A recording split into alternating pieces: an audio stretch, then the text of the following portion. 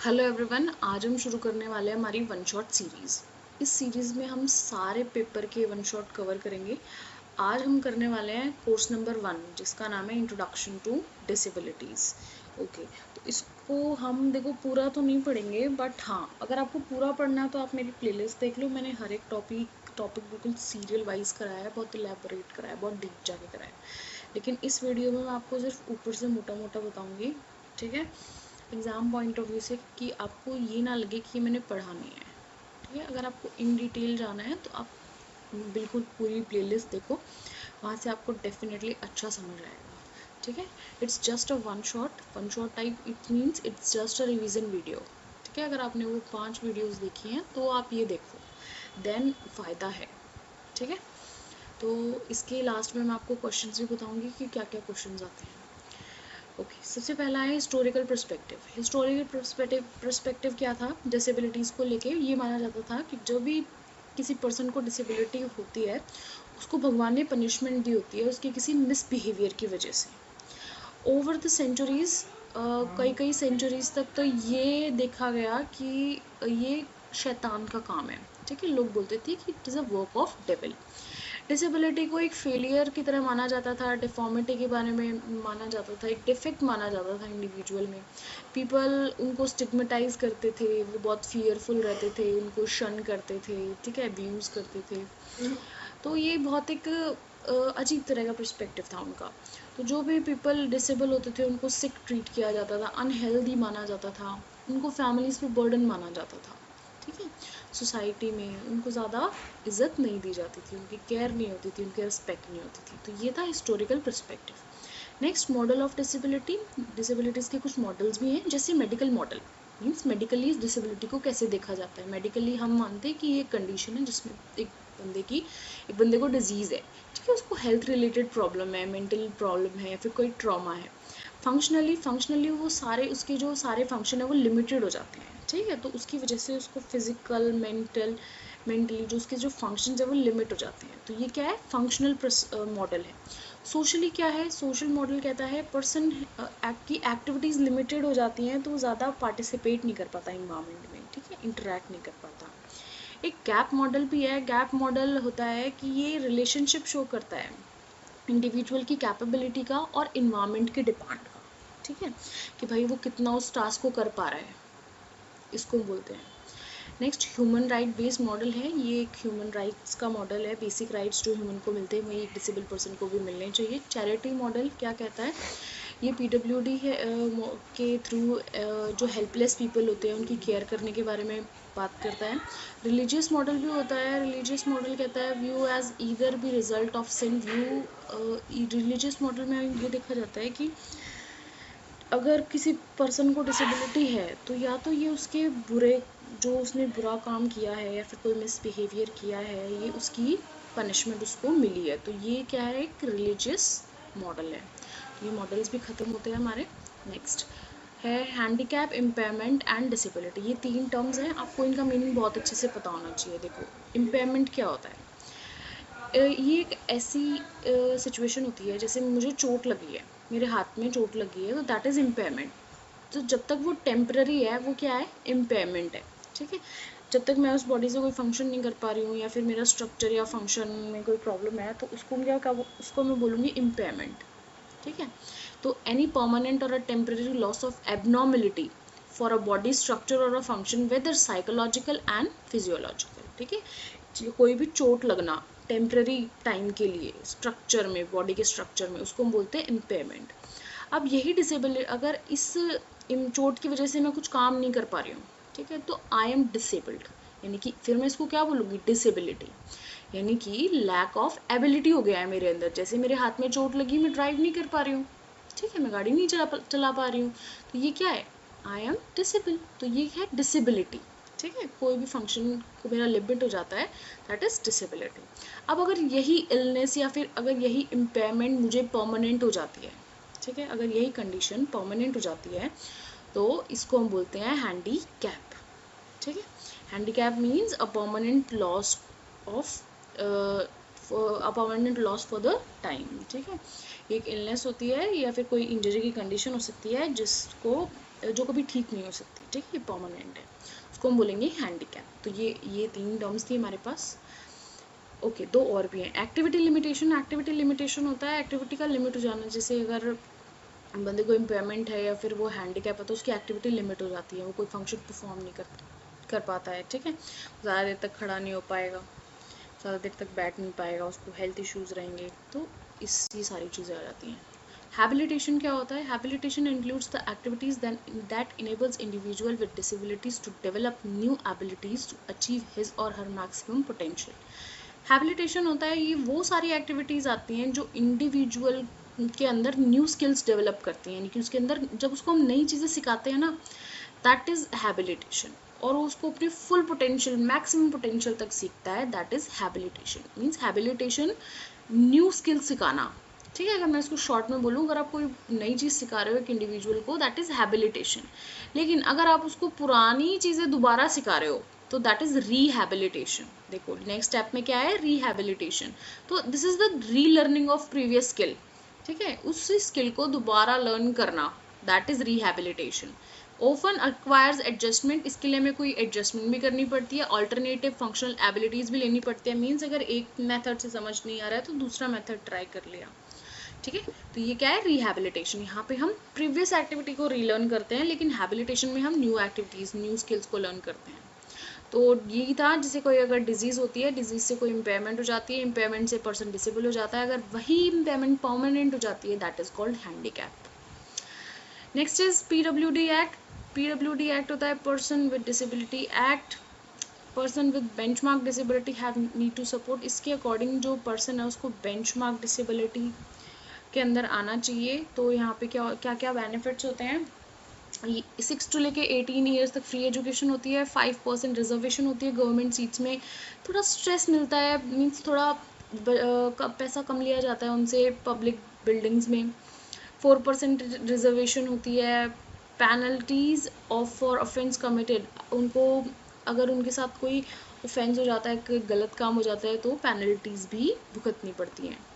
तो PWD है person with disability act, ये 1995 में आया था, जिसमें 7 डिसेबिलिटीज़ थी, लेकिन अब क्या है, RPWD एक्ट है, right of person with disabilities, ये 2016 में आया था। इसके अंदर 21 डिसेबिलिटीज़ थी, पहले कितनी थी, 7, अब कितनी हो गई है, 21, यानी कि डिसेबिलिटीज़ ऐड हुई हैं।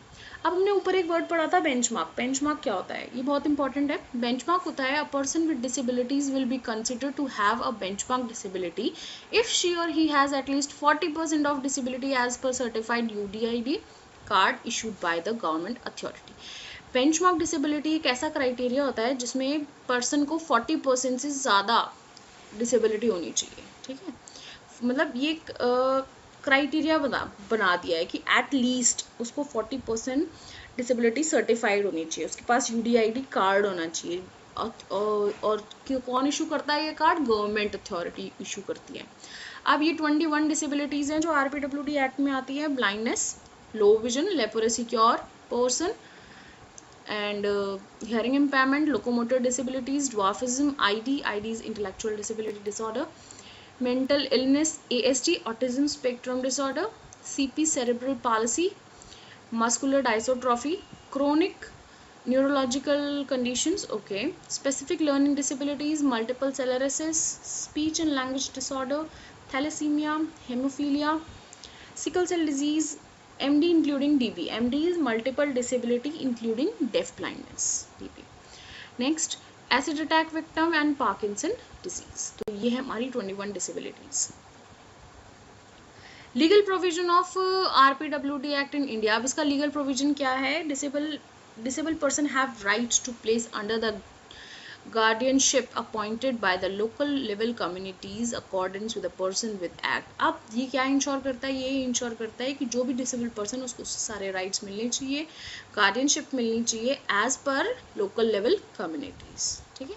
जब हमारे पास 7 डिसेबिलिटीज़ थी PWD एक्ट 1995 वाले में, तो उसमें सिर्फ ये 7 थी, blindness, low vision, leprosy cure, HI means hearing impairment, locomotor disability, MI means mental illness और MR मीन्स मेंटल रिटार्डेशन, ठीक है। तो इसमें ये 7 थी, लेकिन फिर उसको बढ़ा के 21 कर दिया गया।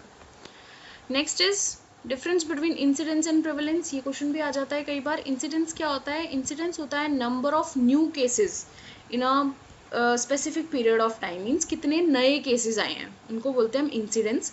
और प्रेवलेंस होता है total number of existing cases, means total कितने आए हैं, नए पुराने सब बता दो एक स्पेसिफिक पीरियड ऑफ टाइम तक, ठीक है।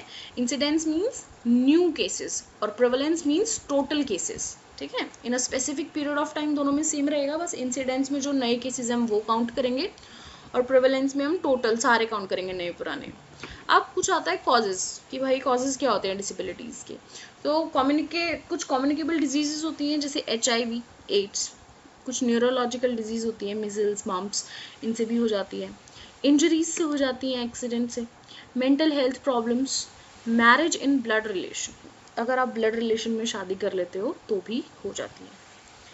Next, during the birth, pregnancy before 18, अगर एक लेडी 18 से पहले या फिर 35 के बाद प्रेग्नेंट होती है तो उसको भी डिसेबिलिटी के चांसेस है, मीन्स बेबी को। Use of drugs and medications, अगर ड्यूरिंग द बर्थ या फिर मतलब जब प्रेगनेंसी के दौरान अगर वो ड्रग्स या कोई गलत मेडिकेशन ले लेती है तो उससे भी होता है। Smoking, chewing tobacco, alcohols.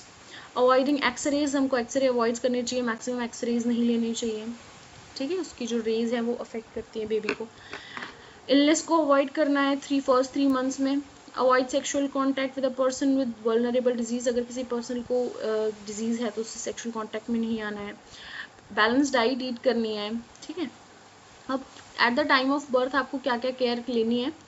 जो डिलीवरी है वो एक ट्रेन डॉक्टर के साथ होनी चाहिए, वही उसको ही डिलीवरी कंडक्ट करानी चाहिए। बेबी को अगर बेबी इमीडिएटली क्राई ना करे तो उसको जल्दी से जल्दी इमीडिएट एक्शन लेना चाहिए, ठीक है।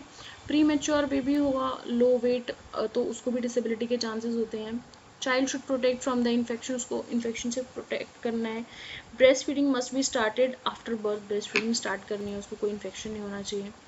अब अर्ली चाइल्डहुड केयर, जिससे बच्चा बड़ा हो गया है तो क्या है, do not allow temperature to rise, उसका टेम्परेचर 101 से राइज नहीं होना चाहिए।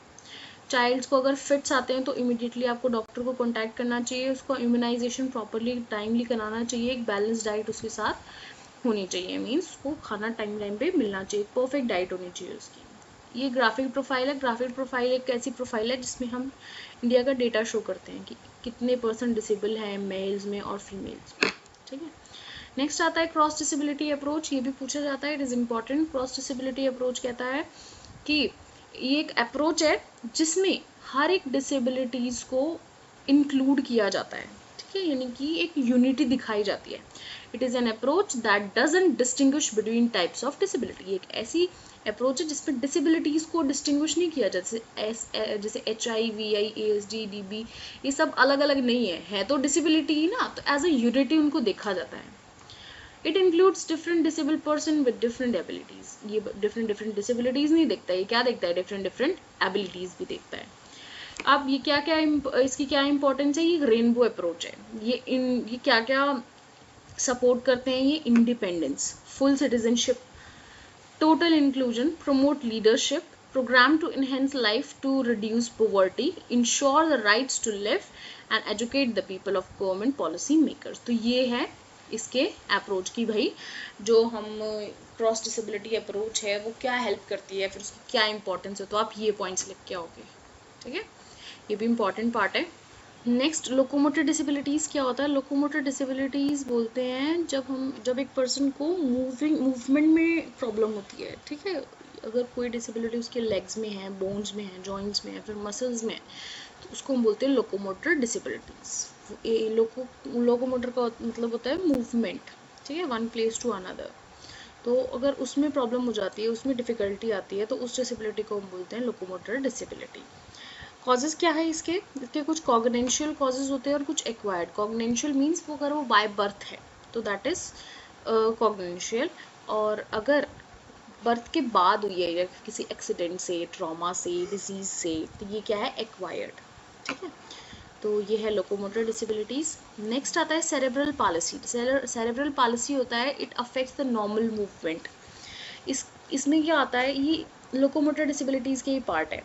तो लोकोमोटर डिसेबिलिटी में फर्स्ट आता है सेरेब्रल पालिसी। इसमें क्या होता है कि जो नॉर्मल मूवमेंट है ना वो अफेक्ट हो जाती है किसी भी बॉडी पार्ट की, जैसे हाथ हो गया या फिर पैर हो गया, ठीक है, इन कोई से भी लिम्स में। तो इसकी जो डिग्रीज होती है बहुत सिवियरिटी तक होती है। अगर वर्ड को देखें हम, सेरेब्रल का मतलब होता है सेरेब्रम हमारे ब्रेन का पार्ट होता है जो कि हमारे मोटर फंक्शंस को कंट्रोल करता है। और पाल्सी का मतलब होता है पैरालिसिस मीन्स एक बिल्कुल वॉलंटरी मूवमेंट्स का बंद हो जाना या फिर पैरालाइज हो जाना, उसको हम बोलते हैं पाल्सी। तो सेरेब्रल पाल्सी का मतलब होता है कि ब्रेन का वो पार्ट जो हमारी लोकोमोटर मोटर को कंट्रोल करता है, ठीक है, हमारे इमोशंस को कंट्रोल करता है, उसका पैरालिसिस हो जाना, यानी कि उसका वर्क ना करना, that is called cerebral palsy. इसके कुछ टाइप्स होते हैं। टाइप्स में आता है mild, moderate, severe and profound. Mild में लिटिल हेल्प की जरूरत होती है, मॉडरेट में हेल्प चाहिए उसको, सीवियर में वो डिपेंडेंट होता है और प्रोफाउंड में वो टोटली डिपेंडेंट हो जाता है। अब on the basis of limbs affected, limbs के कौन से लिम्स अफेक्टेड है उस बेसिस पे भी हम कुछ क्लासिफिकेशन करते हैं। अगर बॉडी का हाफ साइड काम नहीं कर रहा है, हाफ साइड पैरालाइज्ड है, काम नहीं कर रहा है, कोई प्रॉब्लम है, ठीक है, उसको सीपी है, तो उसको बोलते हैं hemiplegia. Hemiplegia means one side of the body. अगर अपर लिम या फिर लोअर लिम में प्रॉब्लम है, किसी भी एक लिम में, तो उसको बोलते हैं हम डायप्लेजिया, ठीक है। अगर 4 लिम्स में प्रॉब्लम है, ठीक है, उसको बोलते हैं क्वाड्रिप्लेजिया। अगर किसी एक लिम्ब में प्रॉब्लम है उसको बोलेंगे मोनोप्लेजिया, और 3 लिम्स में प्रॉब्लम है उसको बोलेंगे ट्राइप्लेजिया। बेसिक मेडिकल क्लासिफिकेशन भी है, मेडिकल कैरेक्टरिस्टिक्स भी है। सबसे पहले आता है स्पास्टिसिटी। स्पास्टिसिटी होता है इसमें जो मसल्स होती हैं बहुत स्टिफ हो जाती है, वो इजीली मूव नहीं करती, ठीक है, इसमें डिफिकल्टी हो जाती है फाइन मोटर्स में। नेक्स्ट आता है एथेटॉइड। एथेटॉइड में इतनी लूज मसल हो जाएंगी, ट्रॉमर्स होंगे, शेकीनेस आएगी, इनवॉलेंट्री रिफ्लेक्सेस होंगे, हाथ अपने आप ही मूव करेंगे, वेरिएशन आएगी मसल्स में। तो इसमें क्या होगा कि या तो बंदा बहुत ज़्यादा एक्टिव हो जाएगा या फिर बहुत ज़्यादा बिल्कुल काम ही नहीं करेंगे, उसकी मसल्स इतनी लूज हो जाएंगी, स्लो करेगा, राइटिंग मूवमेंट नहीं आएगी, ठीक है। तो अटैक्सिया। नेक्स्ट आता है अटैक्सिया। अटैक्सिया में क्या होता है, बैलेंसिंग में प्रॉब्लम हो जाती है, कोऑर्डिनेट नहीं कर पाता बच्चा, लैक ऑफ कोऑर्डिनेशन हो जाता है, बैलेंसिंग में डिफिकल्टीज आती है, फाइन मोटर स्किल्स में ट्रबल आता है। नेक्स्ट आता है पोलियो। पोलियो होता है पोलियोमाइलाइटिस, इसको हम पोलियो बोलते हैं। ये हाईली इन्फेक्शियस वायरल डिजीज है, ठीक है, जो बैक्टीरिया जो इसमें क्या होता है कि जो इन्फेक्शियस बैक्टीरियाज होते हैं, डिजीज होती है, सीधा सेंट्रल नर्वस सिस्टम को अटैक करती हैं, ठीक है। इसके सिम्टम्स अभी आगे जाके आपको पता चलेंगे। ये माइल्ड टू टोटल पैरालिसिस तक वर्क करते हैं, ठीक है। पहले तो ये माइल्ड होगा, लेकिन ये कैसे एक्ट करेगा कि आपको टोटली पैरालाइज बना सकता है, ठीक है। अब ये क्या अफेक्ट करता है, ये हमारी स्पाइनल कोड की नर्व्स को अफेक्ट करता है at the back of the body. It can cause permanent paralysis of the muscles, ये परमानेंट कॉज कर सकता है।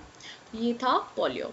नेक्स्ट आता है spinal cord injury. Spinal cord injury में क्या होता है कि जो हमारी बैकबोन होती है, वो जो स्पाइनल कोड होती है उसमें डैमेज हो जाता है, ठीक है। अगर ये परमानेंट हो जाता है तो जो हमारी स्ट्रेंथ, सेंसेशंस है, वो सब लूज कर सकते हैं, हम प्रॉपरली फंक्शन नहीं कर सकते, उठ नहीं सकते, बैठ नहीं सकते, क्योंकि स्पाइनल कोड में इंजरी होने की वजह से हमारी जो बॉडी है ना, वो अच्छे से कोऑर्डिनेट नहीं कर पाती है, ठीक है, हम उठ बैठ नहीं पाते हैं। इसके कुछ टाइप्स होते हैं। एक होता है इनकम्प्लीट स्पाइनल कोड इंजरी और एक होता है कंप्लीट। इनकम्प्लीट में ये है कि पार्शियली सीवियर होता है, लेकिन वो थोड़े बहुत फंक्शंस करता रहता है, लेकिन फुली में वो नहीं कर पाता, उसके सारे फंक्शंस बंद हो जाते हैं। Next spina bifida. ये कुछ टर्म्स है, आपको बहुत अच्छे से पता होना चाहिए इनके बारे में, मैं थोड़ा जल्दी करा रही हूँ ताकि हम जल्दी जल्दी ख़त्म कर लें। अ फॉल्ट इन, आप इसी वीडियो को ना 3 से 4 बार देखोगे तो हो जाएगा, ठीक है। इसमें मैंने फुल कवर करा दिया 100%। इसके अलावा इस चैप्टर में से कुछ नहीं आएगा, मीन्स इस पेपर में से इसके अलावा कुछ नहीं आएगा। नेक्स्ट ये स्पाइना बिफिदा क्या होता है, इसमें क्या होता है, स्पाइनल कोड में ना फॉल्ट हो जाता है। जैसे आपने देखा होगा स्पाइनल कोड्स में ना छोटे छोटे कॉलम्स होते हैं, उनके बीच में गैप हो जाता है या फिर वो स्प्लिट हो जाते हैं, उसको हम बोलते हैं स्पाइना बिफिदा। ओके, तो स्पाइनल, इसकी वजह से जो हमारी जो स्पाइनल कोड है वो प्रॉपरली परफॉर्म नहीं कर पाती और इससे वो डैमेज भी हो जाती है। Next is muscular dystrophy. Muscular dystrophy एक ग्रुप है इनहेरिटेड डिजीज का। इसमें इन्वॉलेंट्री मसल प्रोग्रेसिव वीकन हो जाती है। इसमें क्या होता है कि जो ये इनहेरिटेड है, मीन्स अगर पेरेंट्स को है तो बच्चे को हो सकता है। ओके, तो इसमें क्या होता है कि जो मसल्स है ना वो वीक पड़ जाती हैं और वो काम करना बंद कर देती हैं प्रोग्रेसिवली, ठीक है, पहले थोड़ी, फिर ज़्यादा, फिर ज़्यादा, फिर ज़्यादा, ऐसे। Heart and other organs are affected, बहुत सारे ऑर्गन्स अफेक्ट हो जाते हैं। ये किसी भी एज में हो सकता है और कॉमनली ये मेल्स को होता है।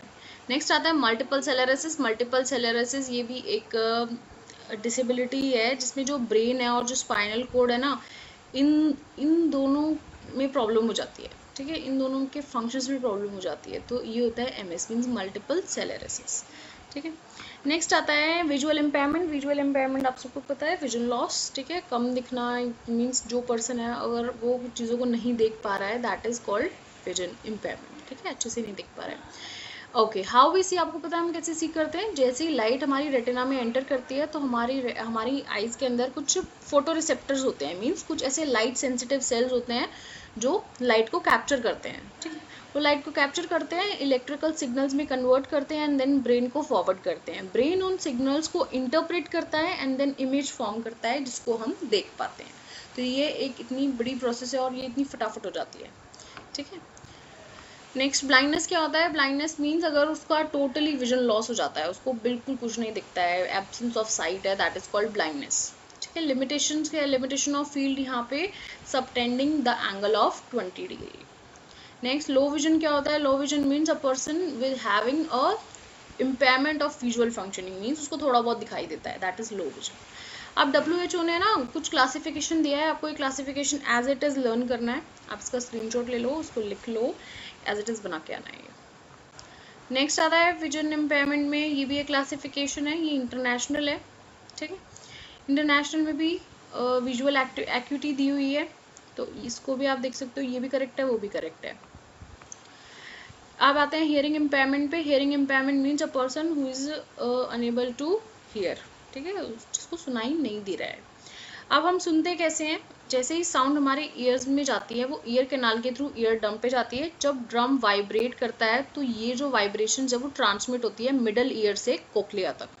कोक्लिया में कुछ सेल्स होते हैं जो इस वाइब्रेशंस को इलेक्ट्रिकल इम्पल्सेस में कन्वर्ट करते हैं और ब्रेन तक पहुंचाते हैं। देन ब्रेन इसको इंटरप्रेट करता है और फिर हमें वो साउंड को बताता है कि वो साउंड किस चीज़ की।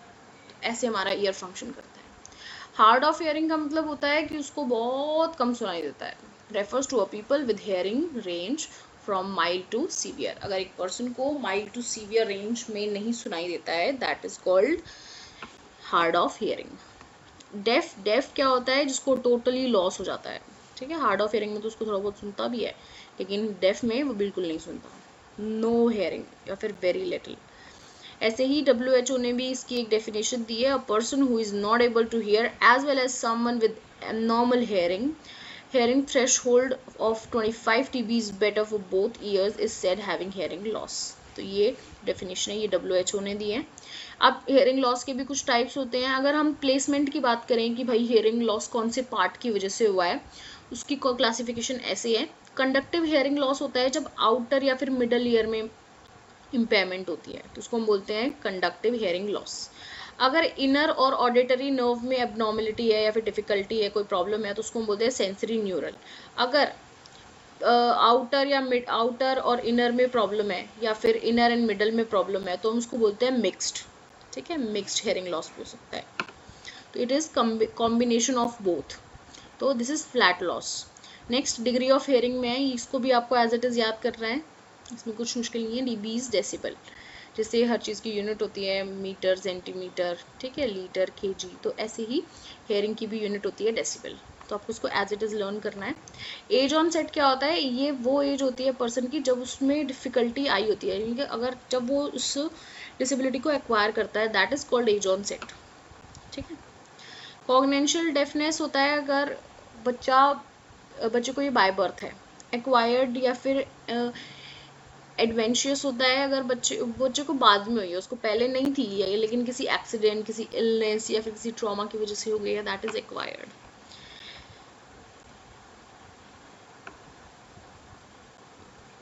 नेक्स्ट आता है हमारे पास speech and language disorder. Speech and language disorder क्या कहता है, it is a problem in communication related areas. इसमें कम्युनिकेशन रिलेटेड एरियाज में बच्चों को प्रॉब्लम होती है। ओरल मोटर फंक्शनिंग में प्रॉब्लम होती है, बच्चा अच्छे से बोल नहीं पाता है, समझ नहीं पाता है। ठीक है, कॉजेज क्या है, अगर बच्चे को हियरिंग लॉस है तो ये हो सकता है, न्यूरोलॉजिकल डिसऑर्डर्स हैं तो हो सकता है, ब्रेन इंजरी में हो सकता है, mental retardation, drug abuse, physical impairment, इन सारे केसेस में बच्चे को स्पीच एंड लैंग्वेज डिसऑर्डर हो सकता है।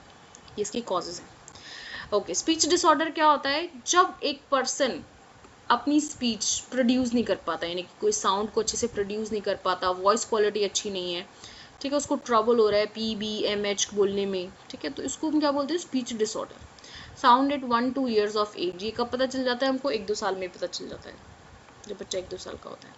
अब इसके कुछ टाइप्स होते हैं। पहला होता है आर्टिकुलेशन। आर्टिकुलेशन मीन्स अगर एक बच्चा रैबिट को वैबिट पढ़ रहा है, मीन्स उसको प्रोनाउंसिएशन ठीक नहीं है, वो तोतला है, उसको बोलते हैं articulation. Next fluency. Fluency means अगर उसका फ्लो खराब है, उसको पता नहीं चल रहा है, वो जैसे अटक अटक के नहीं बोलते, रिपीट करते हैं ऑड वर्ड्स को, ऑड पॉजेज लेते हैं, जैसे ब ब ब ब ब ऐसे करके बोलते हैं, तो दैट इज फ्लुएंसी। नेक्स्ट आता है voice. Voice means if a child is too loud या फिर टू सॉफ्ट, टू स्लो। अगर कोई बच्चा ज़्यादा तेज बोलता है फिर वो बहुत धीरे बोलता है, दैट इज कॉल्ड वॉइस, ठीक है।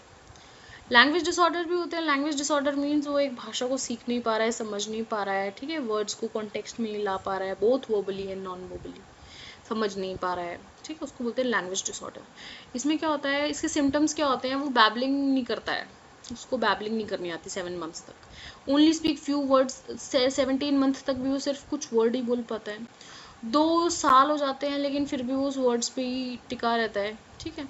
सेंटेंसेस फॉर्म नहीं कर पाता है। Having problem with when play and talk with other kids, उसको प्रॉब्लम होती है जब वो दूसरे बच्चों के साथ खेलता है, ठीक है। नेक्स्ट इसके भी कुछ टाइप्स होते हैं। रिसेप्टिव, रिसीव करने में जैसे डायरेक्शंस फॉलो नहीं कर पाएगा, आंसर्स नहीं कर पाएगा, अपने ऑब्जेक्ट्स को पुट नहीं कर पाएगा, ठीक है। एक्सप्रेसिव में उसको ट्रबल होगा आंसर देने में, ठीक है, पूछ नहीं पाएगा, समझ नहीं पाएगा।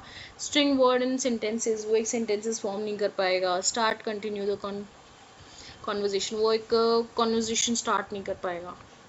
नेक्स्ट आता है डेफ ब्लाइंडनेस। डेफ ब्लाइंडनेस होता है ये कॉम्बिनेशन ऑफ डिजीज है जिसमें एक पर्सन को डेफनेस और ब्लाइंडनेस दोनों हो जाती है, ठीक है, उसको VI और HI दोनों हो जाता है। It affects the person's ability to communicate, जिसकी वजह से उसका कम्युनिकेशन अफेक्ट होता है, वो अपने सराउंडिंग से इंफॉर्मेशन नहीं ले पाता है। इसके भी कुछ टाइप्स होते हैं। Totally blind partial hearing means वो पूरा अंधा है लेकिन उसको कम सुनाई देता है, ठीक है, थोड़ा बहुत सुनाई देता है उसको। नेक्स्ट पार्शियली ब्लाइंड, उसको थोड़ा बहुत दिखाई देता है लेकिन उसको सुनाई नहीं देता है। यहाँ पे पार्शियल विजन मीन्स उसको थोड़ा बहुत दिखाई देता है और थोड़ा बहुत सुनाई देता है। Next complete deaf, complete blind means उसको ना तो दिखाई देता है ना उसको सुनाई देता है। इसके कुछ कॉजेज होते हैं। एक होता है इन्फेक्शन फ्रॉम रूबेला। रूबेला एक वायरस है जिसके इन्फेक्शन की वजह से डेफ ब्लाइंडनेस होती है। जेनेटिक क्रोमोसोमल सिंड्रोम, ये भी एक रीजन हो सकता है। ओके, कॉग्निशियल, अगर उसको ये बर्थ से है, एक्वायर्ड अगर उसको एक्सीडेंट या इलनेस के थ्रू हो गई है। अब जो भी डेफ ब्लाइंड का पर्सन होता है उसको बहुत सारी प्रॉब्लम फेस करनी पड़ती है, बहुत सारे चैलेंजेस आते हैं उसकी लाइफ में। सबसे पहला चैलेंज होता है कम्युनिकेशन, ना तो वो एक्सप्रेस कर पाता है ना वो रिसीव कर पाता है अपनी फीलिंग्स को। आइसोलेशन, वो हमेशा लेफ्ट आउट फील करता है। फन प्ले, मोस्टली टाइम उसका डिप्राइव रहता है, वो अकेला रहता है। एक्सेस नहीं कर पाता है चीज़ों को, जैसे उसको अपनी कुछ बात करनी है तो उसको साइन लैंग्वेज का यूज़ करना पड़ेगा, टच का यूज़ करना पड़ेगा, क्या पता सामने वाले को ना आती हो तो, ठीक है।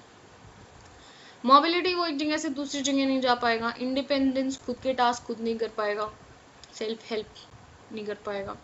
कंसेप्ट डेवलप नहीं हो पाएगा कंक्रीट या फिर सेमी कंक्रीट चीज़ों को, एब्स्ट्रैक्ट चीज़ों का। जैसे कंक्रीट है तो वो इजीली डिफाइन कर लेगा, जैसे कौन सॉलिड है, कौन लिक्विड है, कौन गैस है, ठीक है।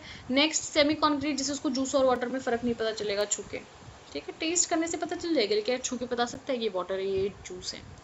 नेक्स्ट एब्स्ट्रैक्ट, एब्स्ट्रैक्ट जो कैसे एक्सप्लोर करेगा, जैसे abstract means feelings type, love, hate, ठीक है, वो तो टच भी नहीं कर सकते इन चीज़ों को। Next prevention of deaf blind, अब हम इसको कैसे प्रिवेंट कर सकते हैं, क्या क्या मेजर स्टेप्स ले सकते हैं। सबसे पहला इम्यूनाइजेशन अगेंस्ट रूबेला, रूबेला के अगेंस्ट इम्यूनाइजेशन लेके, एजुकेशन देके, वुमेन्स को अवेयर करके, accessible health care for women, women के लिए हेल्थ केयर एक्सेसिबल करके, सिम्टम्स अवेयरनेस देके। गवर्नमेंट बहुत सारे कैंपेन्स चलाती है, वर्कशॉप चलाती है, अवेयरनेस स्प्रेड करती है इन सब चीज़ों से। अब कुछ टेक्निक्स होती हैं जैसे जो हम डेफ ब्लाइंड पर्सन के साथ यूज़ कर सकते हैं। पहला होता है हैंड अंडर हैंड, यहाँ पे टीचर का हैंड स्टूडेंट के हैंड के अंडर रहता है, next hand over hand, teacher का हैंड स्टूडेंट के हैंड के ऊपर रहता है, दैट इज हैंड। हमेशा याद रखना है यहाँ टीचर पहले आती है, स्टूडेंट बाद में आता है। हैंड अंडर हैंड में teacher hand is over the hand of student, sorry hand under hand में teacher's hand under the students' hand, that is hand under hand. Next, और जब HOH करेंगे हैंड ओवर हैंड, तो teacher का hand ऊपर होगा student के hand के। रिस्ट हेल्प, रिस्ट से हेल्प कर दो, एल्बो हेल्प एल्बो से, एंड शोल्डर हेल्प शोल्डर से। नेक्स्ट आता है multiple disability. Multiple disability means अगर एक पर्सन को 2 या 2 से ज़्यादा डिसेबिलिटीज़ हैं तो उसको हम बोलते हैं मल्टीपल डिसेबिलिटीज़, ठीक है। इसके ये कुछ एग्जाम्पल्स हैं, HIVI, HIVI-MR, FVI-MR या फिर CP-MR HI, तो ये होता है मल्टीपल डिसेबिलिटीज़। इंटेलेक्चुअल डिसेबिलिटीज़ में आती है MR। MR means mental retardation. It refers to the sub average general intellectual functioning. यहाँ पे क्या होता है, जो इंटेलेक्चुअल फंक्शनिंग हमारी, यानी कि हमारा जो थिंकिंग लेवल है वो एवरेज हो जाता है, सब एवरेज हो जाता है, मीन्स बहुत कम हो जाता है। Which originates during the development period, जो कि डेवलपमेंट पीरियड के दौरान होता है। Is associated with an impairment of adapting function, जिसकी वजह से जो हमारे फंक्शंस है, जो हमारा बिहेवियर, एडेप्टिव बिहेवियर है, वो हमारा खराब हो जाता है, यानी कि उसका इम्पेयरमेंट हो जाता है, ठीक है। नेक्स्ट आता है लिमिटेड फंक्शनिंग। यहाँ पे हमारी फंक्शनिंग भी लिमिटेड हो जाती है। पर people whose current level are functioning are limited, जो करंट लेवल है पीपल का फंक्शन करने का वो भी लिमिट हो जाता है। ADL करने में डिफ़िकल्टी आती है। कंसेप्ट्स, प्रैक्टिकल्स, इन सब में लिमिटेशंस हो जाती हैं।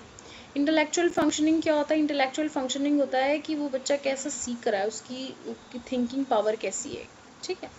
The general intelligence test in administrated and the sub-average intellectual function usually translated to the score of 70 to 75। तो intellectual functioning को हम कैसे टेस्ट करते हैं? जनरल टेस्ट से टेस्ट करते हैं, तो इसमें स्कोर आना चाहिए 70 to 75। Next is adaptive skills. Adaptive skills क्या होता है? Skills required for the person to meet their basic needs. ये वो स्किल्स होती हैं एक पर्सन को आनी चाहिए to meet the basic needs, जैसे learning, communication, decision making, self care, ये सब एडेप्टिव स्किल्स में आता है। ऐसे इसका भी क्लासिफिकेशन है, आप इस क्लासिफिकेशन को एज इट इज़ लर्न करो। एक ये है और एक ये है, दोनों ठीक है। नेक्स्ट, प्रोफाइल के बेस्ड पे अगर माइल्ड है तो माइनर डिलेज होती हैं, ये स्कूल में पता चल जाता है। वो 2-3 सेंटेंसेस बोलता है और सोशल इंटरेस्ट भी नहीं दिखाता है। मॉडरेट में क्या होता है कि जो बच्चा है वो कंसिस्टेंटली डिले करता जाता है, ज़्यादा कम्युनिकेट नहीं कर पाता। स्कूल और सेल्फ केयर जो भी है वो 2 से 3 ईयर्स में पता चल जाता है। बाय 14 बेसिक सेल्फ केयर आ पाती है उसको, मतलब 14 साल के बाद वो बच्चा सिर्फ अपनी केयर करना जानता है, ADL करना जानता है। सीवियर में क्या होता है कि इसके आइडेंटिफिकेशन आपको इन्फेंसी के 2 ईयर्स में हो जाती है। यहाँ पे मोटर डिसऑर्डर्स का रिस्क बहुत ज़्यादा होता है। क्लोज सुपरविजन नीडेड, यहाँ पे सुपरविजन की बहुत ज़्यादा ज़रूरत होती है।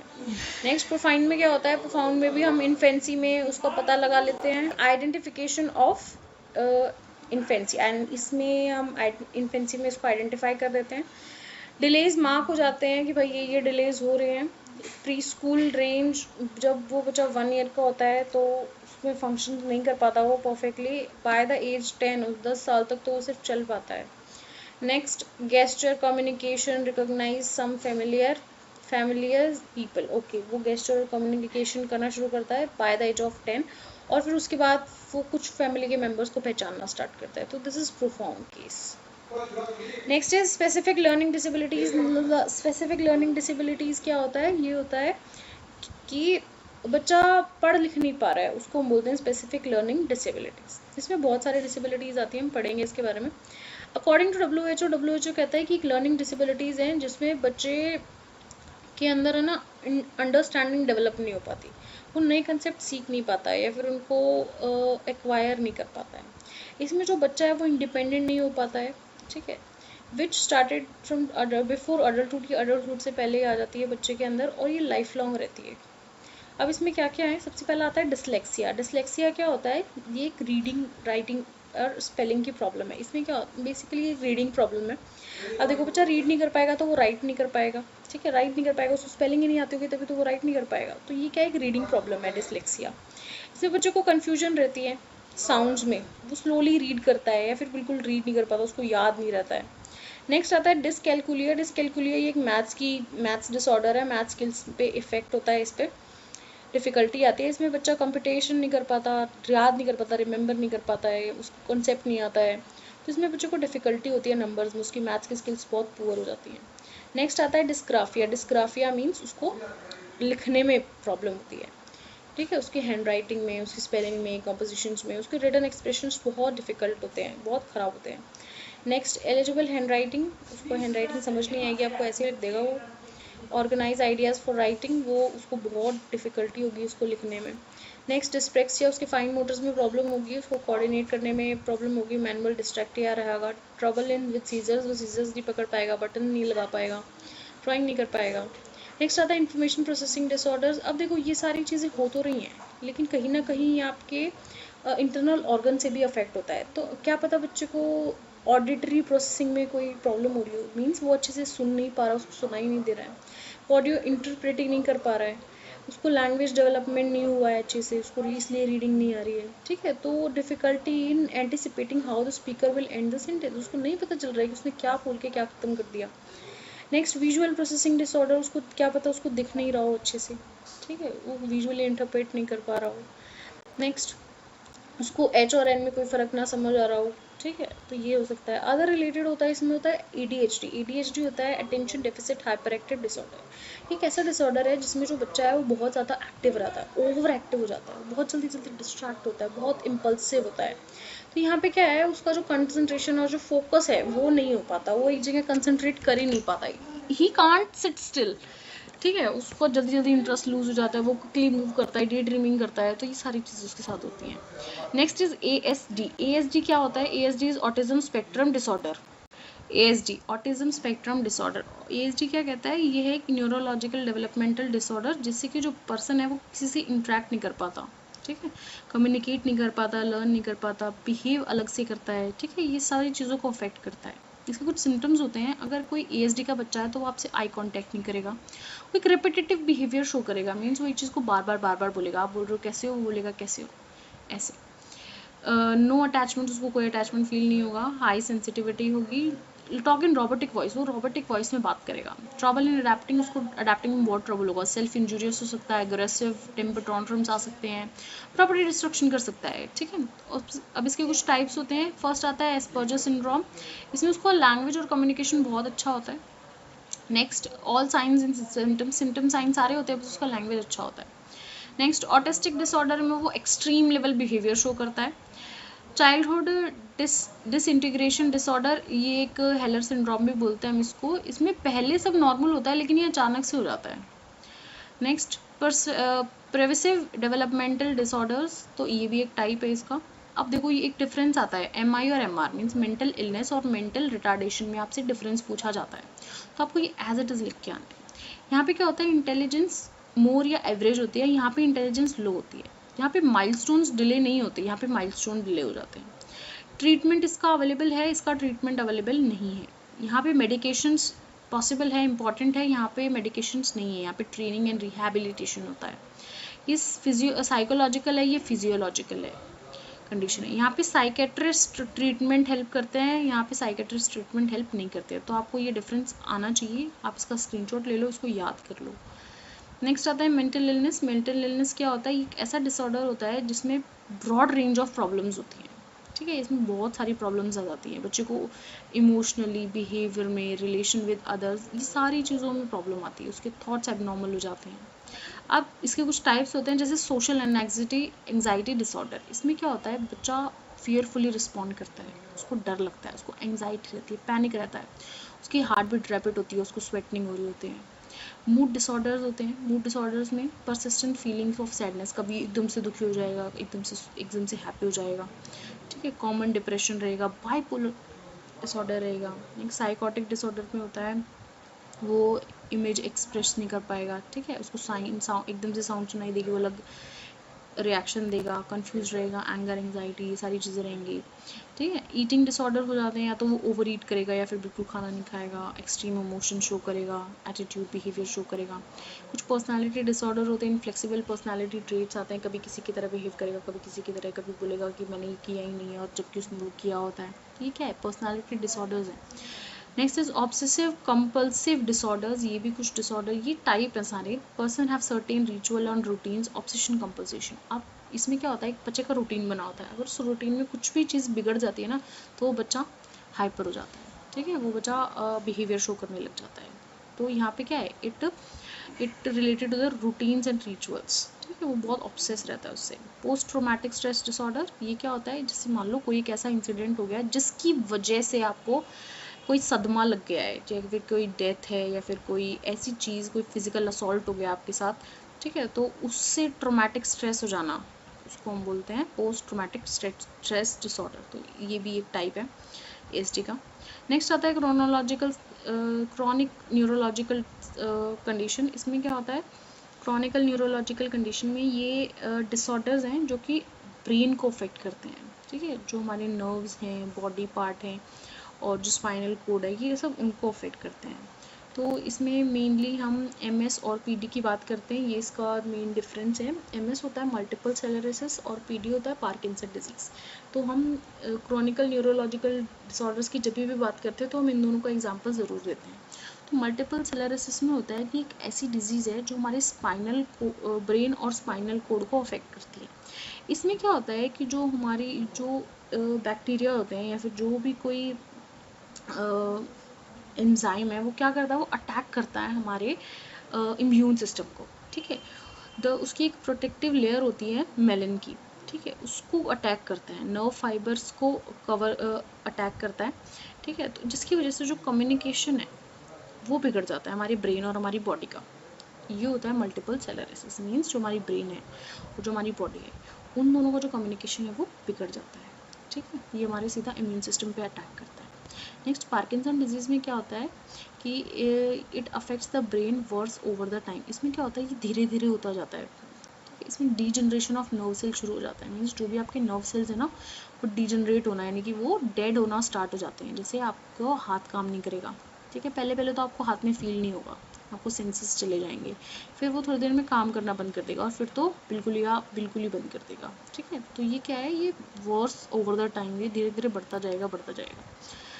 तो next, nerve cells in a part of the brain called substantia nigra the control movement. तो यहाँ पे क्या होता है, जो आपके मूवमेंट कंट्रोल्स होते हैं ना, उनका डिजनरेशन शुरू हो जाता है, वो नहीं कर पाता है। अब इसके क्रोनिकल न्यूरोलॉजिकल डिसऑर्डर्स के कुछ टाइप्स हैं, आप पढ़ना चाहो पढ़ सकते हो, ठीक है, लेकिन इसमें दो इंपॉर्टेंट यही है, मल्टीपल स्क्लेरोसिस और पार्किंसन डिजीज़।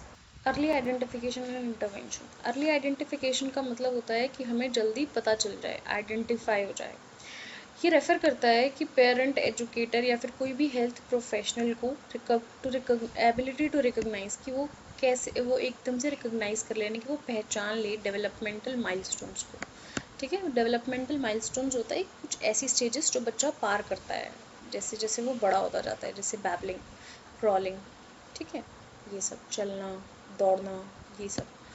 तो ये कुछ ऐसी स्टेजेस होती हैं जिनको आइडेंटिफाई करना चाहिए, ठीक है, कि इतने टाइम में तो उस बच्चे को बोलना आ जाना चाहिए, इतने टाइम में तो उसको बैबलिंग शुरू कर देनी चाहिए, इतने टाइम में तो उसको क्रॉलिंग शुरू कर देनी चाहिए। तो ये क्या है, डेवलपमेंटल माइलस्टोन्स हैं, तो उनको आइडेंटिफाई करना, दैट इज़ अर्ली आइडेंटिफिकेशन, ठीक है। नीड क्या है इस चीज़ की, early identification leads too early intervention. जितनी जल्दी हम चीज़ों को पहचानेंगे, जितनी जल्दी हम डिलेज़ का पता लगाएंगे, उतनी जल्दी ही हम इंटरवेंशन कर पाएंगे। इंटरवेंशन होता है कि हम उसको सुधारने के लिए जो भी स्टेप्स लेते हैं, दैट इज़ इंटरवेंशन, ठीक है, उसको ठीक करने के लिए, which is consider essential for remediation. ये बहुत ज़रूरी है रेमेडिएशन के लिए। Child have not yet faced academic failure. जब तक तो चाइल्ड को कोई एकेडमिक फेलियर भी नहीं हुआ होता है, तो जितनी जल्दी हम उसको पहचानेंगे, उतनी ही जल्दी हम उसको ठीक कर पाएंगे, मोटिवेट कर पाएंगे लर्निंग करने के लिए, सीखने के लिए, पढ़ने के लिए। ये हेल्प करता है रिस्क रिड्यूस करने के लिए कि आगे जाके उसको एक सीवियर डिसेबिलिटी ना हो जाए। Help to achieve developmental milestones को अचीव करने में। Help parents to understand their child. ये हेल्प करता है कि जो पेरेंट्स है वो अपने बच्चे को समझें। ये टीचर को हेल्प करता है कि वो एजुकेशनल नीड्स को समझे बच्चे की। तो ये अदर पर्सन को हेल्प करता है कि वो बच्चे की नीड्स को समझें। टीचर्स को हेल्प करता है वो आईईपी प्लान करे, एजुकेशनल प्लानिंग करे बच्चे के बारे में। तो minimize the barriers of development, जो भी बैरियर्स आ रहे हैं, जो भी परेशानी आ रही है, ये उनको मिनिमाइज करता है।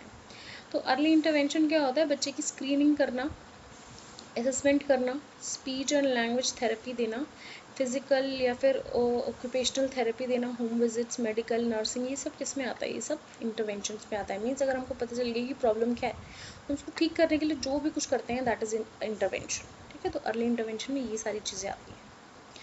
Okay, cross disability approach, cross disability early intervention services. तो अब कुछ सर्विसेज भी होती हैं। ये the function enables childrens with disabilities to develop communication. ये क्या करता है? ये बच्चे की हेल्प करता है उसकी कम्युनिकेशन को डेवलप करने में, सोशल, मोटर, इमोशनल और कॉग्निटिव एबिलिटीज़ को डेवलप करने में। इंश्योर करता है कि बच्चा एक्सेसिबल हो पाए ब्रेल लैंग्वेज से, टेक्टाइल फ्लोरिंग से, वॉशरूम में ग्रैबर्स हुई, यानी कि उसको अडेप्टेशन के लिए जितनी भी चीज़ें चाहिए वो अवेलेबल हो। जो हाइट है वाटर ड्रिंकिंग की, जो भी वाटर ड्रिंकिंग पॉइंट है उसकी ज़्यादा हाइट ना हो, उसकी अप्रोप्रिएट हाइट हो। तो इन सारी चीज़ों की वो बात करता है। बहुत सारी अपॉर्चुनिटीज़ प्रोवाइड करता है मल्टी सेंसरी लर्निंग के लिए। रिहैबिलिटेशन सर्विसेज प्रोवाइड करता है अंडर वन रूफ, एक ही रूफ के नीचे। प्रोवाइड मेडिकल प्रोफेशनल्स को प्रोवाइड करता है, community workers, trend care givers. तो ये सारी फैसिलिटीज़ प्रोवाइड करते हैं। Next, in screening and referral, ये बहुत इंपॉर्टेंट है। स्क्रीनिंग क्या होता है? स्क्रीनिंग होता है फर्स्ट स्टेप। स्क्रीनिंग क्या है? हमारा फर्स्ट स्टेप जब हम एक बच्चे को असेस करते हैं। ठीक है, उसको बोलते हैं screening. It specifies the areas where the student need support. इसमें हमें ये पता चलता है कि बच्चे को कौन से एरिया में कितना सपोर्ट चाहिए। ठीक है, स्क्रीनिंग टेस्ट होते हैं, ये बहुत सिंपल टेस्ट होते हैं, क्विक होते हैं, इजी टू इंटरप्रेट होते हैं, एक्यूरेट होते हैं और स्पेसिफिक होते हैं। फिर स्क्रीनिंग करने के बाद एक रेफरल बनाया जाता है। रेफरल मीन्स जो भी स्क्रीनिंग कर रहा है वो रेफ़र करता है बच्चों को। जैसे उसको थेरेपी की ज़रूरत है तो वो थेरेपी के लिए जाता है, स्पीच थेरेपी, ऑक्यूपेशनल थेरेपी। ठीक है, ऐसे it is a starting point of special education process. तो ये क्या है? स्पेशल एजुकेशन प्रोसेस का स्टार्टिंग पॉइंट है। It is simply a request of an evaluation. ये सिंपली एक रिक्वेस्ट है। Refer can be made by parent, guardian या classroom teacher and any member of the school. कोई भी बना सकता है। The children suspected of having a disabilities, child at a risk of disability. तो ये हम कब बनाते हैं? जब हमको डाउट होता है, जब हमको एक थोड़ा सा अनसस्पेक्ट होता है कि बच्चों को डिसेबिलिटी है। ठीक है, information involved in referral are child's name, sex, birth date, name, address, phone number. तो ये सारी डिटेल्स उसके रेफरल में होती है। नेक्स्ट आता है रोल ऑफ पेरेंट्स। अब इसमें पेरेंट्स का क्या रोल है? अब देखो, बाय बर्थ से लेके 3 साल तक बच्चा पेरेंट के पास ही रहता है। तो ये बच्चे का सबसे क्रूशियल पीरियड होता है। तो माँ बाप को क्या करना है? बच्चे का ध्यान रखना है उस एज में, उसके टाइम पीरियड पे ध्यान रखना है कि वो बच्चा कैसे कैसे टाइम स्पेंड कर रहा है। ठीक है, उसके एक्सपीरियंसेस पे, उसकी नीड पे ध्यान रखना है। चाइल्ड को इनकरेज करना है इन्वायरमेंट के साथ रिलेशन बनाने में, उसको ज़्यादातर इन्वायरमेंट में रखना, उसको डेवलप करना, होम में डेवलप करना। ठीक है, पेरेंट्स सबसे पहले उसको एक्सेप्ट करना है कि जो उसकी बच्चे की क्या कंडीशंस हैं। ठीक है, उनको शेमफुल नहीं रहना है, इस पर कोई फीलिंग ऑफ शेम नहीं होना चाहिए। सबसे पहले उनके लिए उनका बच्चा होना चाहिए। They must encourage the child, उनको वेरियस एज के लिए अपने चाइल्ड को इनकरेज करना चाहिए असिस्टिव टूल्स के लिए। जैसे भी उस पर बच्चे को नीड है उसको डिस्करेज नहीं करना है। पेरेंट्स के पास स्पेशल एजुकेटर, साइकोलॉजिस्ट और इन सब के अकॉर्डिंग जो भी बच्चे को जिस भी चीज़ की ज़रूरत है उस चीज़ का ध्यान रखना चाहिए। ठीक है, next, they must understand the need of the child of getting irritated and frustrated from the child. उनको ये ध्यान रखना है कि बच्चे की नीड्स को लेके कभी भी फ्रस्ट्रेटेड नहीं रहना है। ठीक है, गुस्सा नहीं करना है, इरिटेटेड नहीं रहना है, क्योंकि बच्चे को ज़रूरत है। अब रही बात इन्वॉल्वमेंट की, इन्वॉल्वमेंट भी होनी चाहिए, कम्युनिकेशन सर्विसेज होनी चाहिए। बच्चे को जैसी सर्विसेज चाहिए उसको वैसी अवेलेबल होनी चाहिए। नेक्स्ट, कम्युनिटी सर्विसेज प्रोवाइड होती हैं। इसमें बच्चों को सेल्फ पार्टिसिपेशन के लिए इंक्रीज़ किया जाता है अलग अलग एरियाज़ में, ताकि उसका डेवलपमेंट हो पाए। दे सपोर्ट द फैमिलीज़, वो फैमिलीज़ को भी सपोर्ट करते हैं फाइनेंशियली, इमोशनली। ठीक है, वो चाइल्ड को भी बहुत सारी वो देते हैं, फैसिलिटीज़ देते हैं, आफ्टर स्कूल एक्टिविटीज़ प्रोवाइड करते हैं, स्प्रेड अवेयरनेस स्प्रेड करते हैं फैमिलीज़ में, सोसाइटीज़ में। जो कम्युनिटी सर्विसेज हैं उसमें बहुत सारी चीज़ें आती हैं, जैसे social worker, speech and language therapist आते हैं, ऑक्यूपेशनल थेरेपिस्ट आते हैं, मेडिकल सपोर्ट आता है, एजुकेटर्स आते हैं और भी बहुत सारी चीज़ें आती हैं। ऐसे ही रोल ऑफ स्पेशल एजुकेटर क्या है? रोल ऑफ स्पेशल एजुकेटर ये है कि जो एक स्पेशल एजुकेटर है उसको सारे इंटरवेंशंस प्रोवाइड करने हैं जो भी बच्चे को चाहिए, ताकि बच्चा अपनी कंडीशन को इम्प्रूव कर पाए।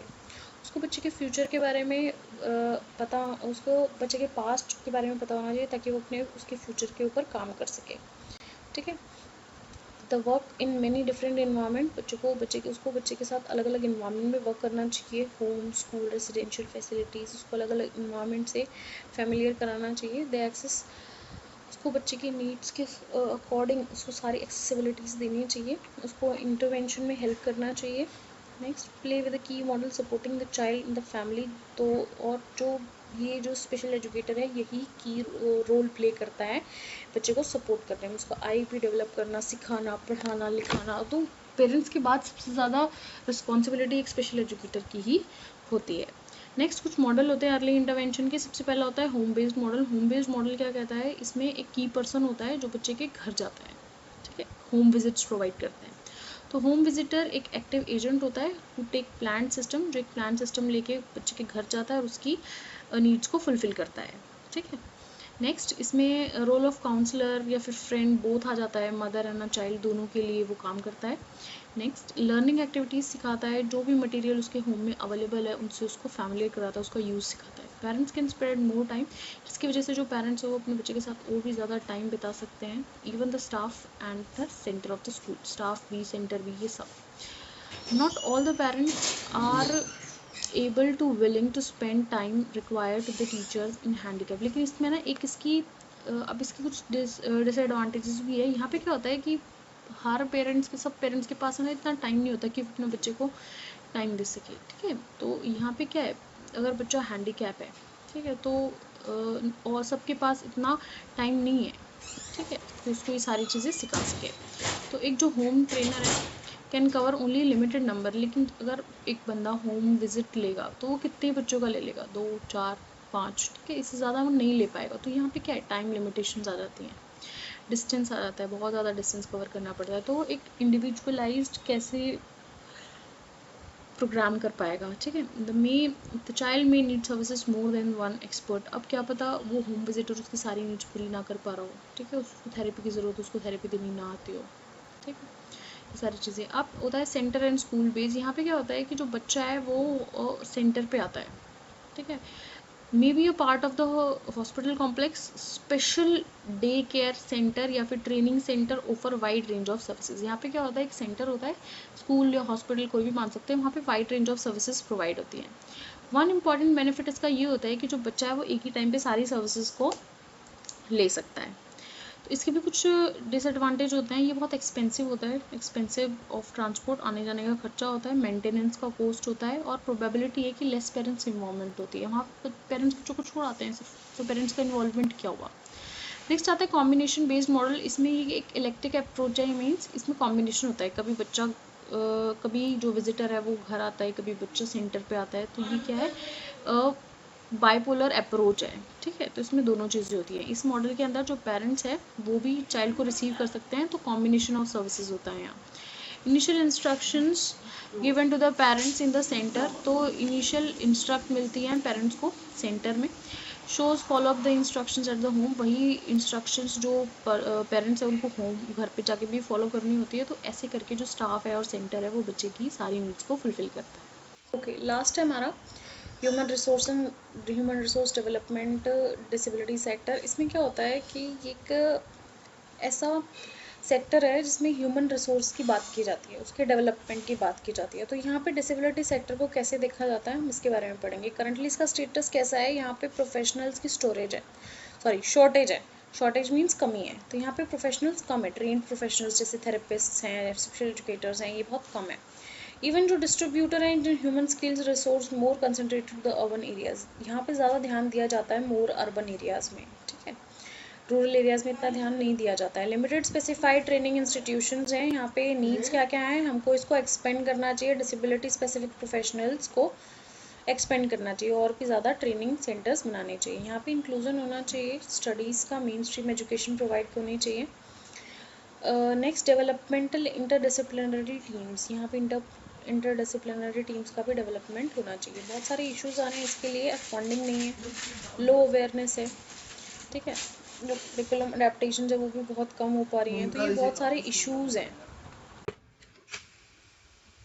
ओके, लास्ट है हमारा human resource development disability sector. इसमें क्या होता है कि एक ऐसा सेक्टर है जिसमें ह्यूमन रिसोर्स की बात की जाती है, उसके डेवलपमेंट की बात की जाती है। तो यहाँ पे डिसेबिलिटी सेक्टर को कैसे देखा जाता है हम इसके बारे में पढ़ेंगे। करंटली इसका स्टेटस कैसा है, यहाँ पे प्रोफेशनल्स की शॉर्टेज है। शॉर्टेज मीन्स कमी है, तो यहाँ पे प्रोफेशनल्स कम है, ट्रेंड प्रोफेशनल्स जैसे थेरेपिस्ट हैं, स्पेशल एजुकेटर्स हैं, ये बहुत कम है। इवन जो डिस्ट्रीब्यूटर हैं जो human skills resource more concentrated the urban areas, यहाँ पे ज़्यादा ध्यान दिया जाता है मोर अर्बन एरियाज में, ठीक है, रूरल एरियाज में इतना ध्यान नहीं दिया जाता है। लिमिटेड स्पेसिफाइड ट्रेनिंग इंस्टीट्यूशंस हैं, यहाँ पे नीड्स क्या क्या है, हमको इसको एक्सपेंड करना चाहिए, डिसेबिलिटी स्पेसिफिक प्रोफेशनल्स को एक्सपेंड करना चाहिए और भी ज़्यादा ट्रेनिंग सेंटर्स बनाने चाहिए। यहाँ पे इंक्लूजन होना चाहिए, स्टडीज़ का मेन स्ट्रीम एजुकेशन प्रोवाइड होनी चाहिए। नेक्स्ट डेवलपमेंटल इंटरडिसिप्लिनरी टीम्स, यहाँ पे इंटरडिसिप्लिनरी टीम्स का भी डेवलपमेंट होना चाहिए। बहुत सारे इश्यूज आ रहे हैं इसके लिए, फंडिंग नहीं है, लो अवेयरनेस है, ठीक है, जो करिकुलम अडेप्टेशन है वो भी बहुत कम हो पा रही हैं, तो ये बहुत सारे इश्यूज हैं। तो ये सारे इश्यूज होते हैं। नेक्स्ट आता है importance of ethical frame. Importance भी है इसकी, प्रमोट्स डिग्निटी को प्रमोट करता है, ऑटोनॉमी एंड इंक्लूजन को प्रमोट करता है, डिस्क्रिमिनेशन को प्रिवेंट करता है, एक्सप्लॉयटेशन नहीं होने देता है। Align the international human right standards UNCRPT, तो ये अलाइनमेंट करता है, ये फॉलो करता है इंटरनेशनल ह्यूमन राइट्स को भी। नेक्स्ट आते हैं हमारे पास इंटरनेशनल बॉडीज आती हैं कुछ, जैसे IDA है इंटरनेशनल डिसेबिलिटी अलायंस, ये एडवोकेट करती हैं, एडवोकेट मीन्स उनके हक के लिए बोलती है, rights with person with disabilities globally supports to the UNCRPT। आपको इन सब की फुल फॉर्म पता होनी चाहिए, आप इन सब की फुल फॉर्म ज़रूर याद कर लेना। यूनेस्को है, UNICEF है, UNDP है, WHO है, वर्ल्ड हेल्थ ऑर्गेनाइजेशन, तो आपको इन सब की फुल फॉर्म पता होनी चाहिए। ये सब इंक्लूजन के लिए परफॉर्म करते हैं, ठीक है, वर्क करते हैं, एक्सेस ऑफ एजुकेशन को बढ़ाते हैं, चिल्ड्रन पे फोकस करते हैं, हेल्थ एजुकेशन प्रोटेक्शन के लिए प्रमोट करते हैं, डिसेबिलिटी इंक्लूजन को और पॉवर्टी को रिड्यूस करते हैं, ठीक है, गाइडेंस प्रोवाइड करते हैं, हेल्थ फैसिलिटीज़ देते हैं, रिहैबिलिटेशन प्रोवाइड करते हैं, तो ये सारी चीज़ें वो करते हैं। नेक्स्ट कुछ इंटरनेशनल कन्वेंशन पॉलिसीज़ हैं, जैसे UNCRPT, United nation convention on rights of person with disabilities, ये फुल्ली पार्टिसिपेशन को प्रमोट करते हैं, इंक्लूजन को, accessibility, equality and non discrimination को एम्फेसाइज करते हैं। Next MDG, millennium developmental goals, तो ये क्या कहते हैं, ये इनिशियल गोल्स पे फोकस करते हैं, ठीक है। Lesson plan from this omission led to the more inclusive SDGs, तो ये क्या करते हैं, inclusive means all the focus in the disability criteria कि वो पीछे नहीं रहने चाहिए। ऐसे ही SDG हैं सस्टेनेबल डेवलपमेंटल गोल्स, तो एजुकेशनल एम्प्लॉयमेंट रिड्यूसिंग अनइक्वलिटी पे ध्यान देते हैं, इसका एक गोल 4 भी है, 4 गोल्स भी हैं, गोल 8 है और गोल 10 है। तो ये गोल जो 4 क्या है वो क्वालिटी एजुकेशन को सपोर्ट करता है, गोल 8 डिसेंट वर्क को सपोर्ट करता है और गोल 10 रिड्यूसिंग इनइक्वालिटी को सपोर्ट करता है। ये कुछ इंस्टीट्यूशंस हैं और ये एरिया है जिनमें वो स्पेशलाइज्ड हैं, जैसे ये है, इनके आपको फुल फॉर्म पता होनी चाहिए, इनकी फुल फॉर्म आ जाती है, ये इंस्टीट्यूशन कहाँ है और ये किसके लिए स्पेशलाइज्ड है, ठीक है, तो आप इसका स्क्रीनशॉट ले लो, इसको एज इट इज़ याद कर लो, इंपॉर्टेंट है। अब ये जो इंस्टीट्यूशंस हैं ये एकेडमिक और प्रोफेशनल ट्रेनिंग पे फोकस करते हैं, रिसर्च और डेवलपमेंट को कंडक्ट करते हैं, डायरेक्ट रिहैबिलिटेशन सर्विसेज प्रोवाइड करते हैं और पॉलिसी डेवलपमेंट में भी कंट्रीब्यूट करते हैं। अब कुछ ICT भी अपना रोल प्ले करती है। ICT में हम असिस्टिव टेक्नोलॉजी का यूज़ करते हैं, जैसे स्क्रीन रीडर्स हो गए, AC डिवाइसेस हो गए, हेयरिंग एड्स हो गई, एक्सेसिबल डिजिटल कंटेंट की हेल्प करते हैं, कंटेंट से हेल्प लेते हैं, ठीक है, तो इन सब चीज़ों के बारे में भी हम जो ICT है वो हमारी बहुत हेल्प करता है, websites, apps, learning platforms create करता है, tele rehabilitation and health services, जो हम वीडियो कॉल्स पे हेल्थ सर्विसेज लेते हैं, डॉक्टर से कंसल्ट करते हैं, ये सब आता है इसमें।